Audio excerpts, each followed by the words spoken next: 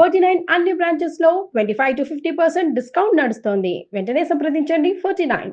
హైదరాబాద్ కి వచ్చాం సార్ బతుకు తెరువు కోసం అని. అయితే నేను 4 ఇళ్లలో పని చేసుకుంటూ బతుకుతాను మేడం. మా ఆయన ఆటో నడుపుతూ ఉంటారు సార్. నువ్వు ఇళ్లలో పని చేస్తారా? అవునండి. మేడం గారేమో సాఫ్ట్వేర్, ఆమె అప్పుడప్పుడు నైట్ షిఫ్ట్స్ కు కూడా వెళ్తూ ఉంటారు.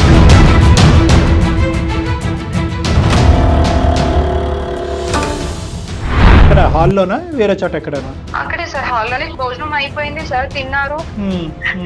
సో ఏదైతే జరగకూడదో జరిగిందా అమ్మా? జరిగిపోయింది సార్. ఇతను వెళ్ళిపోతున్నట్టుగా నీకు తెలియదా? డబ్బులు ఇచ్చేసిన తర్వాత వాళ్ళు ఎంత అమౌంట్ ఇచ్చారమ్మా? 2 లక్షలు ఇచ్చారు సార్. అబ్బా, ఇంకా నా మీదే మేడం గారికి అనుమానం వచ్చి నన్ను అడిగారు. నన్ను కొట్టారు కూడా మేడం. నేను తీయలేదు మేడం అని చెప్పాను మేడం. సార్ ఇంకా నీకు చచ్చిపోవడం తప్ప నాకు ఇంకా వేరే అవకాశం లేదు మేడం. ఒక చిన్న ట్రిక్ ప్లే చేద్దామమ్మా, తప్పదు, ముళ్ళుతోనే తీయాలి. సో నువ్వు అతనికి ఫోన్ కలుపు. కంప్లైంట్ ఇచ్చారు? మీరు నాకు డబ్బులు ఇచ్చారు కదా సార్, ఆ డబ్బులు ఎక్కడికి, ఏంటి ఇంట్లో దొంగతనం జరిగిందని మేడం నా మీద కంప్లైంట్ ఇచ్చారు సార్. పోలీసులు వచ్చేస్తారు మా ఇంటికి. డబ్బులు అంటే ఏదో నీ అవసరాల కోసమని నేను ఇచ్చాను, కానీ దానికి ఏం సంబంధం? కాదండి, మీరు ఇందాక ఏదో కోఆపరేషన్ అన్నారు కదా, మరి ఏం కోఆపరేట్ చేసుకున్నారు ఒకరికొకరు? మీకు అవన్నీ ఏం అవసరం సార్? వాళ్ళు పని మనుషులు అండి. వాళ్ళ పని మనుషులు 100 రకాలు ఎన్నో చెప్తారండి. నేను ఒక ప్రొఫెషనల్, ఒక మంచి పేరు హోదాలో ఉన్నటువంటి వ్యక్తిని. మరి మీ ఇంటికి పని కోసం వచ్చిన పిల్లతో మీరు బిహేవ్ చేసేది అదేనండి? ఇంటి పని వంట పని కాకుండా ఒంటి పనికి వాడుకున్నారు మీరు. మరి శ్యామల, ఒక పని చెయ్యమ్మా, మీ మేడంకి ఒకసారి లైన్ కలుపు. సరే, ఓకే, ఫోన్ కలపం. ఎలా పరిష్కరిద్దాం చెప్పండి. సరే సరే, ఇప్పుడు రెస్పెక్టబుల్ గా మాట్లాడుతున్నాం. మా ఫ్యామిలీ మ్యాటర్ మాకు వదిలేసేయండి. ఓకే ఓకే, అమ్మాయికి నేను న్యాయం చేస్తాను. చాలా నచ్చావు. ఇప్పుడు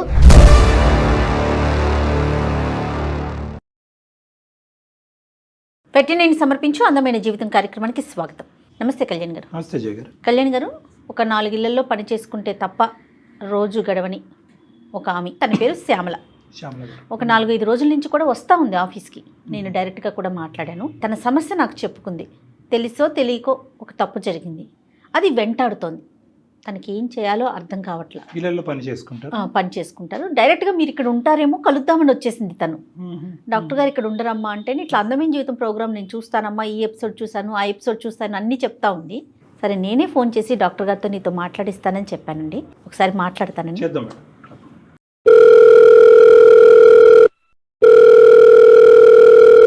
హలో హలో, నమస్తే అండి, శ్యామల గారమ్మా మాట్లాడేది. అవును మేడం. నమస్తే అమ్మా, నేను జయాని అందమైన జీవితం ప్రోగ్రాం నుంచి కాల్ చేస్తున్నాను. నమస్తే మేడం. నమస్తే అమ్మా, మొన్న వచ్చి మీరు మాట్లాడారు కదా, సో నేను డాక్టర్ గారితో మాట్లాడిస్తానని చెప్పాను. ఈరోజు డాక్టర్ గారు ఉన్నారు మనతో పాటు స్టూడియోలో. మరి ఒకసారి మాట్లాడతారా మీరు? మాట్లాడతాను మేడం. ఓకే అమ్మా, సరే. నమస్తే అమ్మా శ్యామల. నమస్తే సార్. నా పేరు డాక్టర్ కళ్యాణ్ చక్రవర్తి అమ్మా. చెప్పండి అమ్మా, ఏంటి సమస్య అమ్మా? నేను నారపల్లిలో ఉండేదాన్ని సార్. అమ్మా సార్, నేను, నా భర్త, నా పాప పని కోసం అని చెప్పి హైదరాబాద్ కి వచ్చాం సార్ బతుకు తెరువు కోసం అని.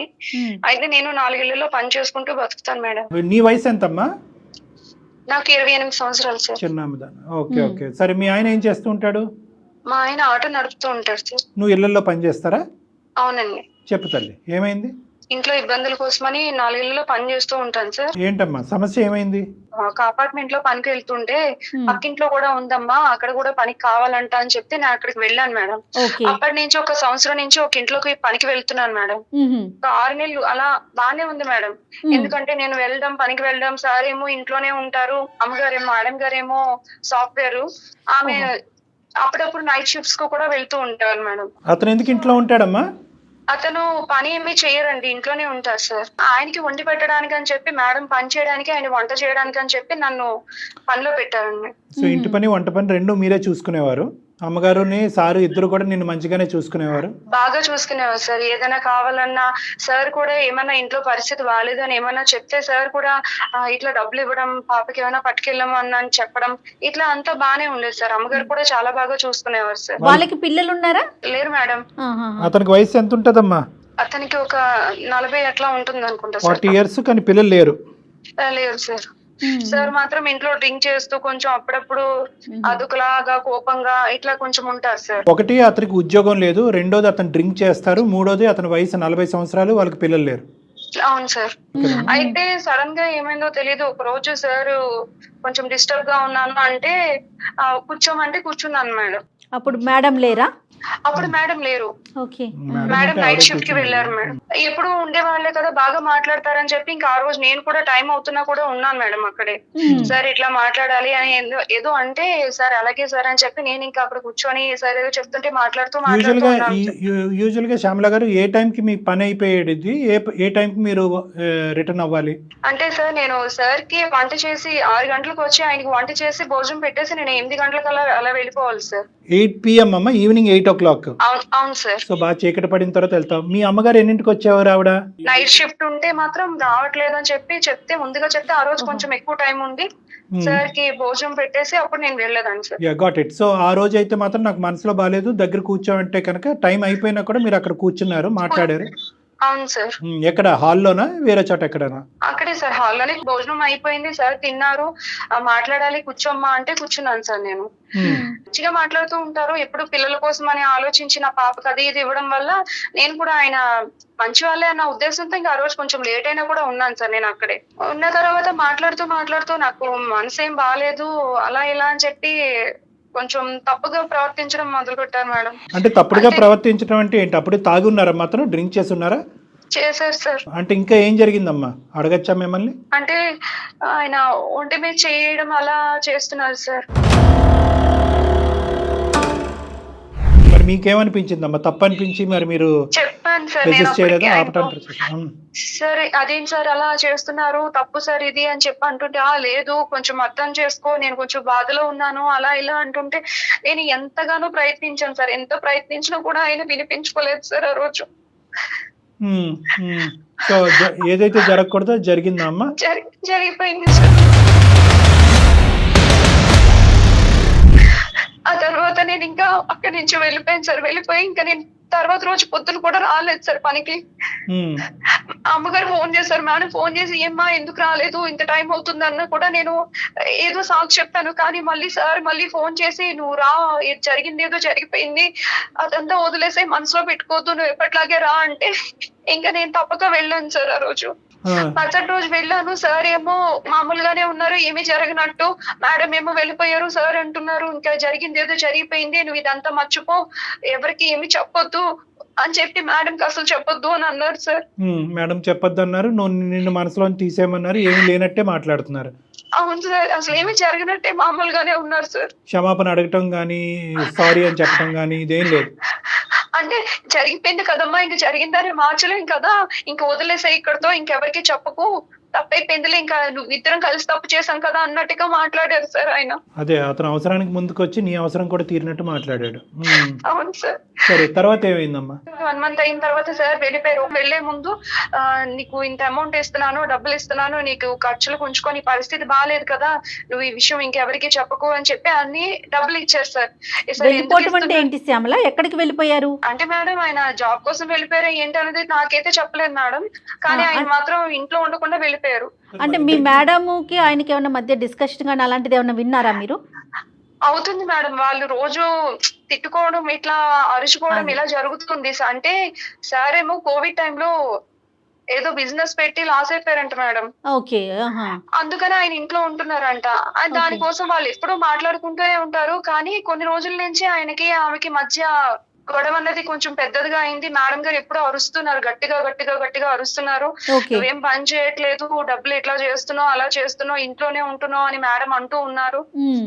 ఇట్లా గొడవలు అవుతున్నాయి మేడం. కదమ్మా, ఇప్పుడు ఇతను వెళ్ళిపోతున్నట్టుగా నీకు తెలియదా? డబ్బులు ఇచ్చేసిన తర్వాత వాళ్ళు వెళ్ళిపోయారు. 2 లక్షలు ఇచ్చారు సార్. అబ్బా, ఎట్లా ఇచ్చారమ్మా? అకౌంట్ లో వేసారా, మీకు చేతికి ఇచ్చారా? చేతికి ఇచ్చారు మేడం. ఎందుకని అడిగావమ్మా? అడిగాను సార్, ఎందుకు సార్ ఇంత డబ్బులు ఇస్తున్నారు అంటే లేదు నువ్వు ఇబ్బందుల్లో ఉన్నావు కదా అని చెప్పి అన్నారు సార్. నువ్వేమీ ఆశపడలే డబ్బుల గురించి? లేదు సార్. అతనే ఇచ్చారు. అంటే అసలు అలానే ఆవిడకి తెలియదు కదా డాక్టర్ గారు. ఓకే, ఈ సంఘటన జరగడానికి డబ్బులు ఇవ్వడానికి మధ్యలో గ్యాప్ ఎంత ఉంది? జరగడానికి మధ్య ఒక 1 month ఉంటుంది సార్. 1 month తర్వాత ఎందుకు ఇతను వెంటనే ఇవ్వలేకపోయాడు? ఇప్పుడు యూజువల్గా ఏంటంటే ఇది కప్పిపుచ్చేసేయి, ఇది బయట ప్రపంచానికి తెలియకూడదు, లేదంటే నేను చేసిన తప్పుకి నేను డబ్బు ద్వారా తీరుస్తున్నాను నువ్వు అనుకోవద్దు అని చెప్పి కొద్ది గొప్ప పెడతారు. మరి 2 లక్షలు పెట్టాడు, కానీ నెల రోజుల వరకు గ్యాప్ ఎందుకు వచ్చింది? నాకేం తెలియదు సార్. 2 లక్షలు ఇచ్చి నువ్వు ఎవరికి చెప్పకు, మేడం గారికి కూడా చెప్పొద్దు అని చెప్పారు సార్. ఈ 1 month లో మళ్ళీ అతను నీ దగ్గర రావటం కానీ నీతో ఇంకో తప్పుడుగా ప్రవర్తించడం కానీ చేయలేదు. సో అప్పుడే సార్ ఒక్కసారే జరిగింది. నువ్వు పని అయితే కంటిన్యూ అవుతున్నావు, అతను ఎందుకో తెలియదు నీకు చేతుల్లో డబ్బులు పెట్టి అక్కడి నుంచి మాయమయ్యాడు. అవును సార్. మేడం అయితే మామూలుగానే ఉందండి.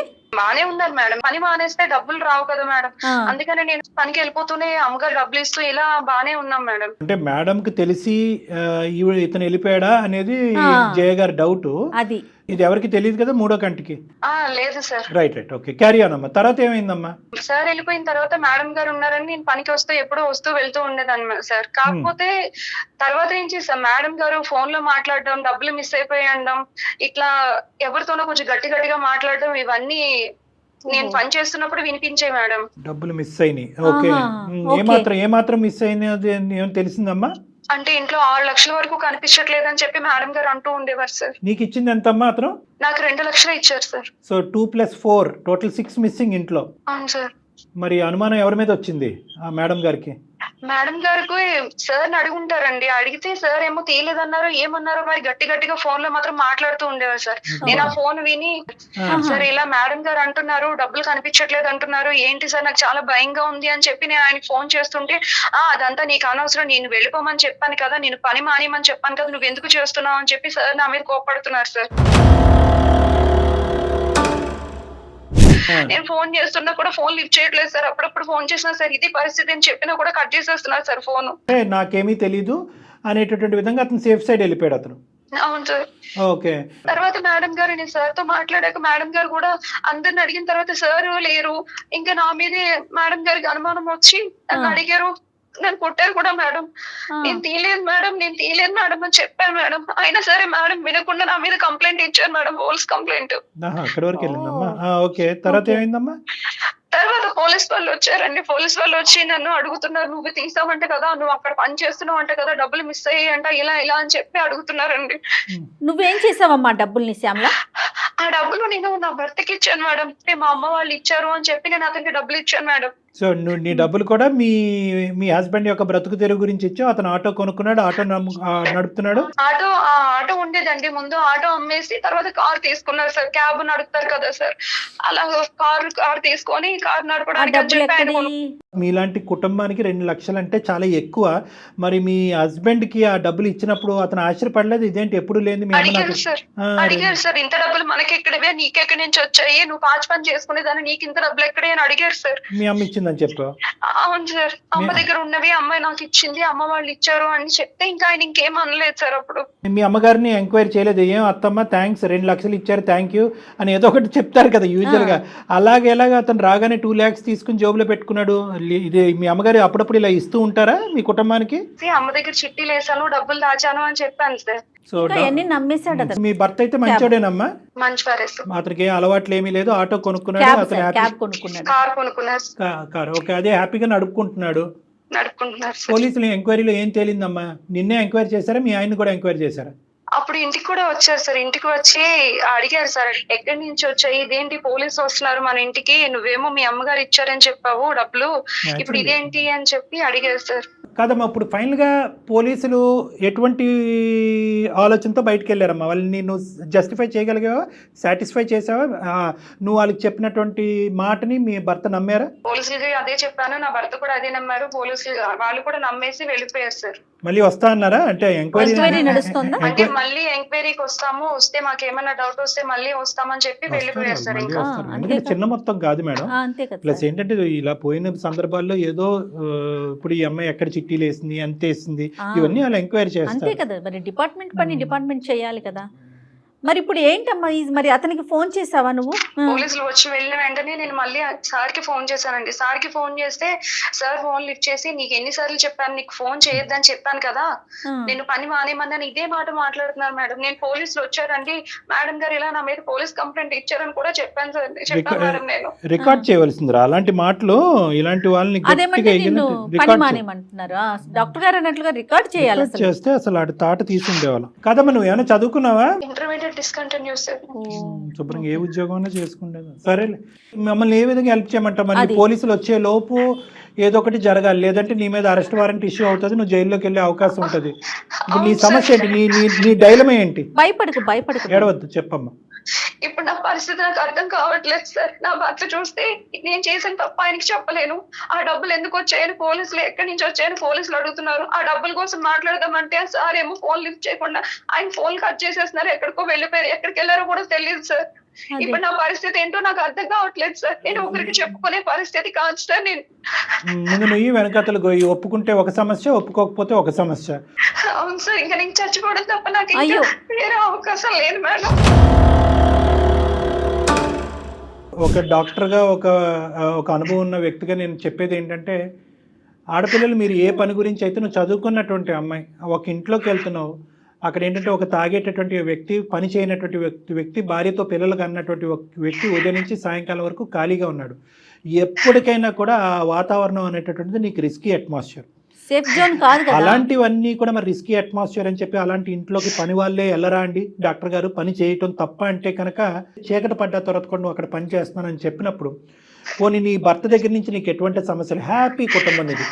అలాంటప్పుడు ఎంత జాగ్రత్తగా ఆలోచించి వ్యవహరించవలసిన తీరు. అతను ఒకసారి ఆ తప్పు చేశాడు, డబ్బులతో వదిలించుకున్నాడు, పారిపోయాడు. ఈరోజు మా దగ్గరికి ఎందుకు వచ్చావు అంటే కనుక, ఈరోజు దొంగ కేసు నీ మీద పెట్టి పోలీసులు నీ పేక మీద కత్తి పెట్టారు కాబట్టి ఈరోజు వచ్చి ఇక్కడ ఏడుస్తున్నావు. ఒక భయంకరమైనటువంటి శిక్షను అనుభవిస్తున్నారు మీరు. ఒప్పుకుంటే ఒక సమస్య, ఒప్పుకోకపోతే సమస్య. పోలీసులన్నా శిక్షిస్తారు, భర్త అన్నా శిక్షిస్తాడు, ఎక్కడో చోట ఒక శిక్ష పట్టడం తప్పదు. ఏది పెద్ద శిక్ష అని ఆలోచించే పరిస్థితిలో మీరు మా దగ్గరికి వచ్చారు. మానసిక వేదన కదా డాక్టర్ గారు. అవునమ్మా, ఈరోజు ఇది నీకు నాకు తెలుసమ్మా. ఈ అసలైనటువంటి సీక్రెట్ మేము పోయి మీ భర్తకు ఫోన్ చేసి, నీకు తెలీదా అయ్యా మీ ఆవిడ ఇంతటితో కాదు అంత కూడా చేసింది, డబ్బులు ఒకటే తీసుకుని నీకు ఇవ్వటం కాదు, అదేమి నీకు వచ్చినటువంటి ఫ్రీ గిఫ్ట్ కాదు, మీ ఆవిడ ఇది కూడా తప్పు చేసింది అని మేము చెప్పాం. కానీ ఒకప్పుడు అది పోలీసులు వాళ్ళు వాకబు వాళ్ళు ఎంక్వైరీలో తేలితే అసలు నీ జీవితం ఏమవుతుంది? 2 లక్షలు ఎక్కడ, నీ జీవితం, నీ సంసార జీవితం ఎక్కడ, నీ పిల్లల భవిష్యత్తు ఏంటి? ఇవన్నీ ఆలోచించడం అమ్మా. బలహీనటువంటి క్షణం అంటారు. ఒక ఓనర్గా ఉండేటటువంటి వ్యక్తి అతను మనసు బాగాలేకపోవటం ఏంటి, అతను తాగి నీమే చెయ్యటం ఏంటి, తాగని నువ్వు అతను కోఆపరేట్ చేయటం ఏంటి? నువ్వు కూడా ఏదో తాగున్నావు అంటే కనుక ఇంకో విధంగా ఆలోచించవచ్చు. చక్కగా ప్రయాణం చేస్తూ సంసార జీవితం నడుపుతున్నటువంటి నీకేం ప్రాబ్లం చెప్పు. ఇది కూడా నేను ఎందుకు చెప్తున్నాను అంటే కనుక, చూసేటటువంటి ప్రేక్షకులలో ఇలాంటిది ఏమి ఉండదులే, ఫైనల్గా వచ్చేటటువంటి పరిణామాన్ని ఏదో తర్వాత చూసుకుందాం అని చెప్పి మన కర్తవ్యాన్ని, మన గమ్యాన్ని మర్చిపోయి తాత్కాలికంగా ఇలా డైవర్ట్ అవుతే కనుక జీవితాలు ఇలా నాశనం అవుతామని చెప్పడం గురించి నేను చిన్న సందేశం ఇస్తున్నాను. కానీ ఈరోజు మన ముందుండే సమస్య ఏంటంటే, ఆకాష్ గారు 2 లక్షలు ఇచ్చేసి గుట్టు చప్పుడు కాకుండా అతను ఏదో చేసుకుంటూ జీవితంలో హ్యాపీగా అతను ఉన్నాడు. అతని భార్యతో అతని జీవితం ఎలా ఉందన్నది మనకు అర్థమైంది. ఇప్పుడు నీ జీవితం నీ భర్తతో ఆగమ్య గోచరంగా మారిపోయే పరిస్థితి ఏర్పడింది. సో దీన్ని మేము లెక్క తేల్చాలి, అంతే కదమ్మా? ఏం చేద్దాం కళ్యాణ్ గారు? అతనికి ఫోన్ చేయాలి మేడం. అమ్మా శ్యామల, ఒక చిన్న ట్రిక్ ప్లే చేద్దాం అమ్మా, తప్పదు, ముళ్ళుతోనే తీయాలి. సో నువ్వు అతనికి ఫోన్ కలుపు, మేము మొత్తం ఈ కాన్వర్జేషన్ అంతా రికార్డ్ చేస్తాము. మేము బ్యాక్గ్రౌండ్లో ఉన్నట్టుగా ఏమాత్రం చెప్పొద్దు అతనికి, ఓకే? నువ్వు న్యాచురల్గా ఇంతకుముందు ఎలాగైతే అతనితో మాట్లాడుకుని బతుమాలుకుని వామాలుకుని, ఏమండి నన్ను బయటకు వేయండి, నేను ఈ పరిస్థితిలో ఉన్నాను అని మాట్లాడేటటువంటి మాటలు ఏవైతే ఉన్నాయో న్యాచురల్గా మాట్లాడు. అతను ఏమంటాడు అనేది మనం రికార్డ్ చేద్దాం. ఒకప్పుడు అతను మెట్టు దిగి వస్తే సరే, లేదంటే లేనటువంటి పక్షంలో ఇది మనం ఎవిడెన్స్ కింద వాడుకుని అతన్ని శిక్షించవచ్చు. ఒకసారి కాల్ చేయమని.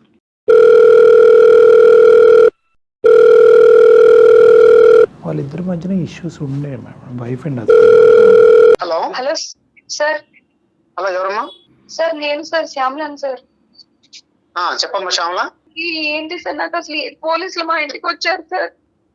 ఏమైందమ్మా? అడుగుతున్నారు సార్, మీరు ఆ రోజు డబ్బులు ఇచ్చి వెళ్ళిపోయారు సార్, మళ్ళీ మీరు మాట్లాడట్లేదు సార్. అమ్మగారు ఏమో కంప్లైంట్ ఇచ్చారు సార్ నా మీద.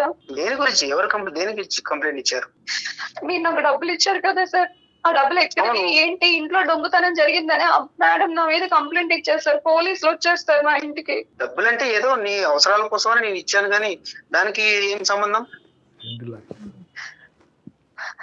అసలు పోలీసులు వచ్చి ఏదేవో అడుగుతున్నారు సార్, ఇవన్నీ డబ్బులు ఎక్కడి నుంచి వచ్చాయి, ఎందుకు వచ్చాయి, అసలు దొంగతనం చేసావా, ఇంకెంత చేసావు, ఇవన్నీ అడుగుతున్నారు. నా భర్త చూస్తే నన్ను నువ్వేమో చిట్టి వేసాను అంటున్నావు, వీళ్ళు ఇలా అంటున్నారని నా భర్త అంటున్నారు సార్. నాకు సంబంధం లేదమ్మా, ఏదో డబ్బులు నీ అవసరం కోసం అని ఇచ్చాను, నాకెందుకు ఫోన్ చేస్తున్నావు? ఫోన్ చేయొద్దంటే ఎలా సార్, నా పరిస్థితి అర్థం చేసుకోండి సార్, నన్ను జైల్లో పెడతాను అంటున్నారు సార్, నా పరిస్థితి చూడండి సార్, నాకు చిన్న పాప ఉంది, నా భర్త, నా జీవితం నాశనం అయిపోయేలా ఉంది సార్. అవునమ్మా, గమని నాకేం చెప్తున్నావు? నా మీద దొంగతనం మోపలేదు సార్, నేను అసలు డబ్బులు తీయలేదు కదా సార్, మీరు ఇచ్చారు సార్, మీరు చెప్పండి సార్, మీరు ఇచ్చారని చెప్పండి సార్, నన్ను జైల్లో పెడతాను అంటున్నారు సార్. నాకు ఆ విషయాలని చెప్పొద్దమ్మా, నేను చాలా బిజీలో ఉన్నాను ఇక్కడ వర్క్ లో. ఏంటమ్మా నన్ను సతాయిస్తావు? అప్పుడు ఏదో నీ అవసరం కోసం అనేది డబ్బులు ఇచ్చాను, ఇప్పుడు నేను అదే జరిగిందని నా తప్పంటావేంటి? సార్ ఆ రోజు జరిగింది కదా సార్, మీ వల్లనే కదా సార్ అదే. ఇప్పుడు ఏమి తెలియనట్టు వదిలేమంటే ఎలా అవుతుంది సార్ ఇదంతానా? నా వల్ల ఏం జరగలేదమ్మా, ఏదో చూసాను, ఆలోచించాను, నువ్వు కోఆపరేషన్ చేసేది జరిగింది అయిపోయింది అంతే. నన్ను ఎందుకు అడుగుతున్నావు? నేనే డిప్రెషన్ లో నేను బయటకు వచ్చాను, నా వర్క్ లో ఉన్నాను ఇక్కడ. సార్ అలా వదిలేస్తే ఎలా అవుతుంది సార్? నేను ఆ రోజే పని మానేసేమని చెప్పాను కదా మా శ్యామల. తప్పు జరిగిందంటే నీ కోఆపరేషన్ అయితే తప్పు జరిగిందా? వాళ్ళు నాకు ఊకే ఫోన్ చేసి నన్ను సతాయిస్తావు ఎందుకు? ఆకాష్ గారు, మేము లైన్లో ఉన్నాం. నా పేరు డాక్టర్ కళ్యాణ్ చక్రవర్తి అండి. మేము సుమన్ టీవీ అందమైన జీవితంలో నుంచి మాట్లాడుతున్నాం. మేము బ్యాక్గ్రౌండ్లో ఉన్నామండి. ఆకాష్ గారు, నాతో పాటు జయ గారు కూడా ఉన్నారు. మా కార్యక్రమం గురించి మీకు తెలిసే ఉంటుంది. దయచేసి ఒక చిన్న విన్నపం, అర్ధాంతరంగా ఫోన్ మాత్రం కట్ చేయకండి. మీరెవరు సార్? మీరు లైన్లోకి వచ్చారు, మీరు ఎక్కడి నుంచి వచ్చారు? మీరెవరు? కాదండి, మేము ఆకాశం నుంచి వచ్చాం. అదంతా అనవసరం. మీరు చేసినటువంటి తప్పు పనికి ఈ రోజు అమ్మాయి బాధితురాలు అయ్యి అనుభవిస్తుంది. మన ఇద్దరం కలిసి చేసాం కదా. తప్పు చేశానండి? కాదండి, మీరు ఇందాక ఏదో కోఆపరేషన్ అన్నారు కదా, మరి ఏం కోఆపరేట్ చేసుకున్నారు ఒకరికొకరు?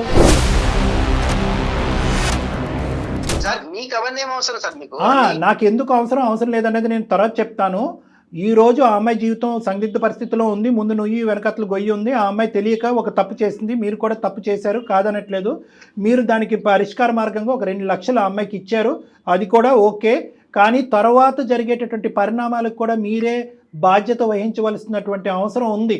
మీరు తాగినటువంటి మైకంలోనో లేదంటే ఒక పెద్దరికం అనేటటువంటి పొగరుతోనో ఆ అమ్మాయిని వశపరుచుకున్నారు. ఆ బలైనటువంటి క్షణంలో ఇద్దరు ఒకటయ్యారు. మీరు 2 లక్షలు ఇచ్చి వెళ్ళిపోయారు. ఆ అమ్మాయి మీ దగ్గర నుంచి తీసుకున్నట్టుగా ఒప్పుకోమంటారా? మీ భార్య ఎదురుగుంటా వద్దా? అదొక్కటి చెప్పండి. వాళ్ళు పని మనుషులండి. వాళ్ళ పని మనుషులు 100 రకాలు ఎన్నో చెప్తారండి. నేను ఒక ప్రొఫెషనల్, ఒక మంచి పేరు హోదాలో ఉన్నటువంటి వ్యక్తిని. ఏమండి, మంచి స్టేటస్ లో ఉంది సమాజంలో. మీరు దయచేసి సాఫ్ట్వేర్ హార్డ్వేర్ అని చెప్పి మీ పరువు తీయకండి, అర్థమైందా? ఎందుకంటే కనుక మీరు చేసినటువంటిది ఒక చాలా తప్పుడు పని. మీ భార్యని అక్కడ గొంతు కోసారు. ఇంకో ఆడపిల్లి యొక్క శీలాన్ని డబ్బులతో కొనేటటువంటి ప్రయత్నం చేశారు. చెప్పా పెట్టకుండా ఇక్కడి నుంచి పారిపోయారు. పైపెచ్చి ఏంటంటే ఈ రోజు పోలీసు ఎవరు ఉద్యోగం వాళ్ళకి రెస్పెక్ట్ అండి, ఎవరు పని వాళ్ళండి. మనం చేసే పనిని బట్టి మనకి రెస్పెక్ట్ కాదండి, మన వ్యక్తిత్వాన్ని బట్టి ఉంటుంది. అసలు ఏం మాట్లాడుతున్నారండి? మేము మీకు మర్యాద ఇస్తున్నాం కాబట్టి మీరు కూడా మర్యాద ఇచ్చి మాట్లాడండి. మీరు మానవత్వానికి మర్యాద ఇవ్వండి. మీరు చేసినటువంటి తప్పుని కప్పిపుచ్చేటటువంటి ప్రయత్నం మాట్లాడతాను సార్. నేను మర్యాదగానే మాట్లాడుతున్నాను. మీరెవరు నాకు అనవసరంగా ఫోన్ చేసి మీరు ఎట్లా నాకు చాలా అవసరం ఉంది, ఒక బాధ్యత ఉంది, ఇది ఒక సామాజిక పరమైనటువంటి వేదిక. ఆ అమ్మాయి వెళ్ళినట్టు మేము నిలబెడతాం. మీరు రక్షించేదానికి ఎంత దూరమైనా మేము ప్రయాణం చేయడానికి మేము రెడీగానే ఉన్నాం. దయచేసి మీరు మర్యాద ఇచ్చి మాట్లాడితే మేము మర్యాదగా మాట్లాడతాం. మీరెవరు అనేటటువంటి హక్కు మీకు లేదు. మీరు తప్పు చేశారు, తప్పును కప్పిపుచ్చుకోవటానికి 2 లక్షలతో అమ్మాయిని కొనేటటువంటి ప్రయత్నం చేశారు. ఈరోజు ఆ అమ్మాయి మెడ చుట్టూరుని ఉరితాడు బిగుసుకుంది. ఈరోజు సమాజంలో ముందుకొచ్చి ఒప్పుకుంటే దొంగతనం అవుతుంది, ఒప్పుకోకపోతే ఒక సమస్య అవుతుంది. అందుగురించి నేను మిమ్మల్ని ఒక ప్రశ్న అడిగాను. డబ్బులు ఇచ్చింది మీ ఆయనే, నన్ను ఇలా వాడుకున్నందుకు డబ్బులు ఇచ్చాడు అని చెప్పి ఈరోజు కాన్ఫరెన్స్ కాల్ మీ భార్య కలిపి మాట్లాడదామా? అవన్నీ మీకేం అవసరం సార్? మళ్ళీ పదే ఆ మాట ఏంటండి? మీడియా తరపున మాట్లాడుతున్నాం మేము. ఒక డాక్టర్ గారు, ఆయన ఒక ప్రొఫెషనల్ లో ఉన్నారు. ఏం మాట్లాడుతున్నారు మీరు? ఉద్యోగాన్ని బట్టి మన వ్యక్తిత్వాలు ఉండవండి. ఉద్యోగం అంత చదువుకున్నారు, మీరు చేసిన పని ఏంటి? మీరేం పని చేశారు? దయచేసి వినండి, మీకు ఒకే ఒక మాట చెప్తున్నాను. మీరు ఆ అమ్మాయితో తప్పు చేశారా లేదా? తప్పు చేయడం అనేది కామన్ అండి. కామనా అన్కామనా అనేది నా ప్రశ్న కాదు. తప్పు చేశారా లేదా అనేది నా ప్రశ్న. మీరు ఆ అమ్మాయితో తాగినటువంటి మైకంలో ఉండండి, తాగినటువంటి మైకంలో ఉండండి, తప్పు చేశారా లేదా, ఆ తప్పును కప్పు పుచ్చుకోవడానికి 2 లక్షలు ఆ అమ్మాయికి ఇచ్చి వెళ్ళారా లేదా? ఆపదలో ఉందని చెప్పి మేము సహాయం చేసాం అంతే. అక్కడ ఏం ఆపద ఉందని చెప్పిందండి? ఏం ఆపదని చెప్పింది చెప్పండి. శ్యామల నువ్వేం చెప్పావమ్మా? ఆపదలో ఉన్నానని చెప్పావా ఆయనకి? అసలు జరిగింది చెప్పు ఒకసారి నువ్వు. అతనికి సుఖాన్ని ఇచ్చి డబ్బులు తీసుకుని వెళ్ళినట్టుగా మాట్లాడుతున్నాడు అతను. అదంతా తప్పు సార్. లేదు సార్. ఏం అవసరం ఉందని చెప్పిందండి?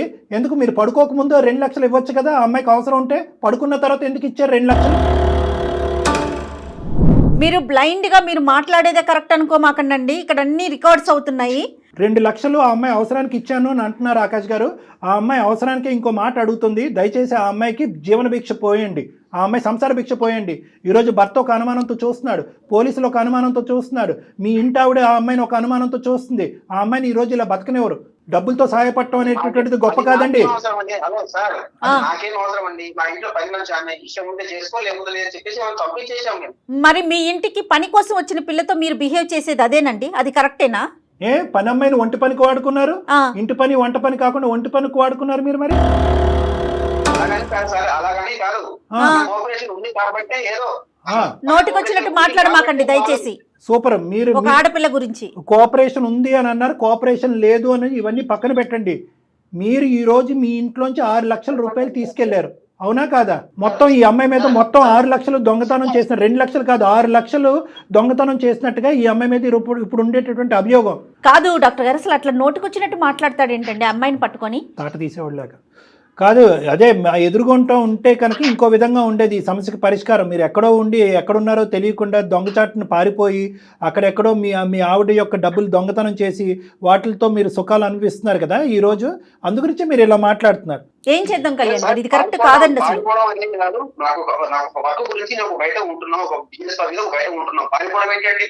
సరే సరే ఓకే ఓకే, మీరు ఉద్యోగాలు చేసుకుంటున్నారు, చాలా గౌరవప్రదం, అంతవరకు ఓకే. ఫోన్ కలుపుదామా మీ భార్యతో? అసలైనటువంటి నిజాలు ఆవిడకి కూడా తెలియాలిగా. శ్యామల ఒక పని చెయ్యమ్మా, మీ మేడంకి ఒకసారి లైన్ కలుపు, డాక్టర్ గారు మాట్లాడతారు.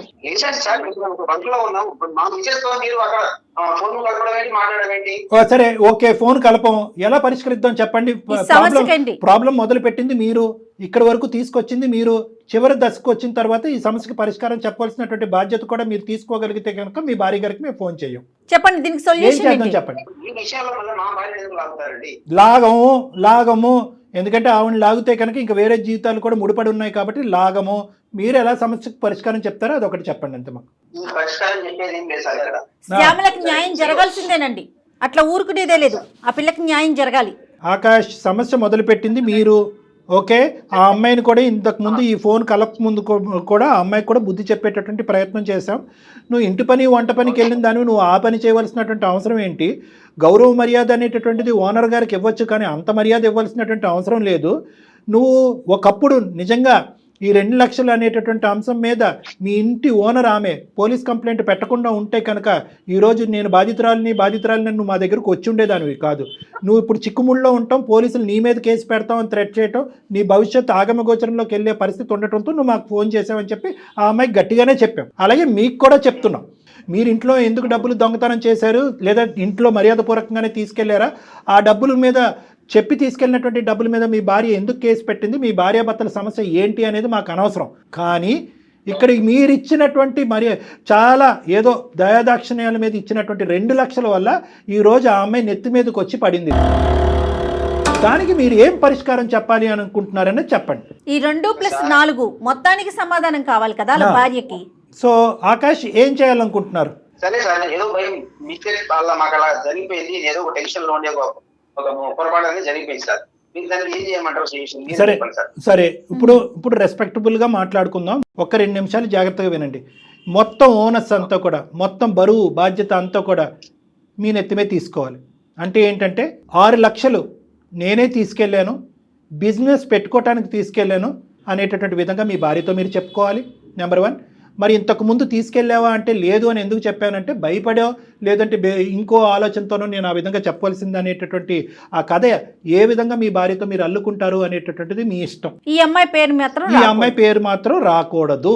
సరే సార్, ఇప్పటికిప్పుడు మీరు 6 లక్షల రూపాయలు అంటే ఎక్కడి నుంచి తీసుకురండి సార్? నేను అసలు బాగా టెన్షన్ లో ఉన్నాను నేను. నీ టెన్షన్ కంటే ఆ అమ్మాయి టెన్షన్ 100 రెట్లు అమ్మాయి ఎక్కువ. జీవితం చాలా ఇంపార్టెంట్. సింపుల్గా కూర్చొని ఆలోచిస్తే 100 పరిష్కార మార్గాలు కళ్యాణ్ గారు, సమస్య అతని వల్ల మొదలైంది, పరిష్కారం అతనే చూడాలి. కానీ ఖచ్చితంగా మీరు చూడాల్సింది. ఆలోచించుకోండి, మీ భార్యకి ఎలా చెప్తే తను ఒప్పుకుంటుందో ఆలోచించండి. ఇప్పుడు మీ ఇద్దరి మధ్యన 1,00,000 గొడవలు ఉన్నాయ్యా, భార్య భర్తల మధ్యన. మీరు ఎన్నో సందర్భాల్లో నానా కథలు చెప్పుంటారు. ఇప్పుడు కూడా 6 లక్షలు పట్టుకెళ్ళలేదని చెప్పేది ఒక కట్టుకదే కదా. ఇప్పుడు అదే 6 లక్షలు మళ్ళీ నీ జేబులోనే ఉన్నాయి, లేదంటే నెల రోజుల తర్వాత వస్తాయని చెప్పి ఇంకో కథ చెప్పు మీ భార్యకి. అది మీ ఇష్టం. సరే సార్, మా మీద కూడా ఏం రాకూడదు. బై మిస్టేక్ ఏదో మాకు అట్లా పొరపాటు జరిగిపోయింది. ఓకే, నా కాపాడండి, నా లైఫ్ ని కాపాడండి, ఇక్కడ ఆమెకు ఒక మంచి లైఫ్, ఆమెకు కాపాడండి. నేను ఒప్పుకుంటున్నాను. మా ఫ్యామిలీ మ్యాటర్ మాకు వదిలేసేయండి. ఓకే ఓకే, అమ్మాయికి నేను న్యాయం చేస్తాను. చాలా నచ్చావు. ఇప్పుడు ఒకప్పుడు ఇదే మాట మీద నిలబడకపోతే కనుక మొత్తం నువ్వు ఇప్పుడు మాట్లాడింది అంతా కూడా ఆడియో రికార్డింగ్ మా దగ్గర ఉంది. మేము నెక్స్ట్ స్టెప్కి వెళ్ళటానికి కూడా మేము సంకోచించాం. ఈ శ్యామల వాళ్ళ భర్తకి చెప్పే విధంగా మేము చెప్పుకోగలం, మీ భార్యకి చెప్పే విధంగా మేము చెప్పుకోగలం, ఆ అమ్మాయి సంసార జీవితం పాడవకుండా కూడా అమ్మాయిని కాపాడగలం. కాబట్టి మొత్తం నీ జుట్టు మా చేతిలోనే ఉంది. కాబట్టి దయచేసి ఇప్పుడు నువ్వు చెప్పినటువంటి మాట మీద నువ్వు నిలబడి ముందుకెళ్ళు. ఇంకొకటి సార్, రిక్వెస్ట్ చేస్తున్నాను, చెప్పండి. నా విషయంలో మీరు ఎవరికి చెప్పకండి, నాకు అర్థమైపోయింది. నేను చెప్పలే అమ్మ, మళ్ళీ నీకు చెప్తున్నాను, నువ్వు చేసినటువంటిది ఏమి పుణ్య కార్యక్రమం, గొప్ప కార్యక్రమం కాదు, చాలా భయంకరమైనటువంటి కార్యక్రమం. ఈ రోజు అందమైన జీవితం అనేటటువంటి ఈ వేదిక ఉంది కాబట్టి నువ్వు ఈ రోజు వచ్చి మమ్మల్ని ఆశ్రయించి ఇందులో నుంచి గట్టెక్కో. లేదంటే నీ జీవితం ఎంత భయంకరంగా ఉండేదో ఒక్కసారి ఆలోచించుకో. ఇటువంటి తప్పులు చేసేటటువంటి ప్రతి అబ్బాయికైనా అమ్మాయికైనా మా వేదిక ద్వారా ఒకే విన్నపం, దయచేసి ముందు చూపుతో ఆలోచించండి. ఇక్కడ అయిపోయింది కదా, తర్వాత పరిణామాలు తర్వాత చూసుకుందాము, నిదానంగా జారుకుందాం అనేటటువంటి ఆలోచన ఉండకూడదు. ఎందుకంటే కర్మ సిద్ధాంతం నమ్మేటటువంటి వాళ్ళు కర్మ అనేటటువంటిది ఇంకో జన్మలో ఉండదు. ఆ శిక్ష అనేటటువంటిది ఇప్పుడే పడుతుంది. అదే నువ్వు ఈ రోజు అనుభవిస్తున్నావు. అదృష్టం కొలిది మేము ఇంటర్వ్యూ అవటం వల్ల నీ పరిష్కారం సద్గుణంగా అయింది.